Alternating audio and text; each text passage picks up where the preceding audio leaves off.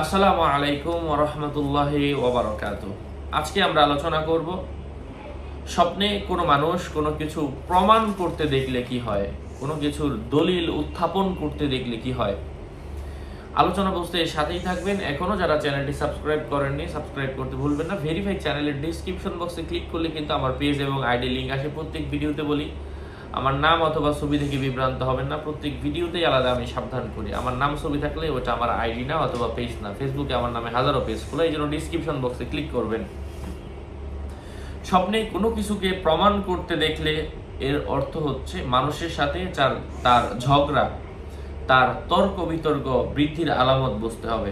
আল্লাহ পাক বলেছেন, আপনি বলুন যদি তোমরা সত্যবাদী হয়ে থাকো তবে তোমরা ইন কুনতুম সাদিকিন ফাতু বিসূরাতিন মিসলিহি ইন কুনতুম সাদিকিন, যদি তোমরা সত্যবাদী হয়ে থাকো তাহলে এর মতো একটা সূরা নিয়ে আসো, তবে তোমরা তাদেরকে প্রমাণ করে নিয়ে আসো। সূরা আল বাকারা আয়াত নম্বর 11। এই ব্যাপারে আল্লাহ পাক বলেছেন, স্বপ্নে কোনো মানুষ যদি মিথ্যাকে সত্য প্রমাণ করার চেষ্টা করে এর অর্থ হচ্ছে স্বপ্নদ্রষ্টা ধোঁকাবাজ অথবা মানুষকে এমন কথা বলবে যে কথার মাধ্যমে মানুষ তার প্রতি আকৃষ্ট হবে, এমন কিছু বোঝায়।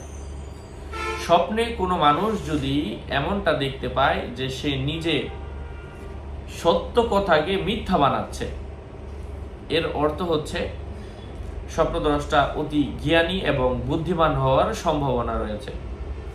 তো স্বপ্নে কোনো মানুষ যদি বিয়ের বিষয় নিয়ে কোনো ধরনের মিথ্যা কথা বলে এর অর্থ হচ্ছে তার মাধ্যমে ফিতনা ফাসাদ প্রকাশ পাবে। স্বপ্নে কোনো মানুষ যদি পরকীয়ার সম্পর্ক নিয়ে মিথ্যা কথা বলে এর অর্থ হচ্ছে স্বপ্নদ্রষ্টা সকল বিষয়ে অভিজ্ঞ হওয়ার সম্ভাবনা রয়েছে। স্বপ্নে কোনো মানুষ যদি মিথ্যাকেই মিথ্যা বলতে থাকে আরো শক্ত হবে বলে যে এটা মিথ্যা, এর অর্থ হচ্ছে স্বপ্নদ্রষ্টা প্রশংসার ভাগীদার হবে, এমন কিছু বোঝায়। আশা করছি উপকৃত হয়েছেন। আরো আপডেট পেতে সাথেই থাকবেন। সকলের মঙ্গল কামনা করে এখানেই শেষ করছি। দেখা হবে অন্য কোনো এপিসোডে। আসসালামু আলাইকুম ওয়া রাহমাতুল্লাহি ওয়া বারাকাতুহু।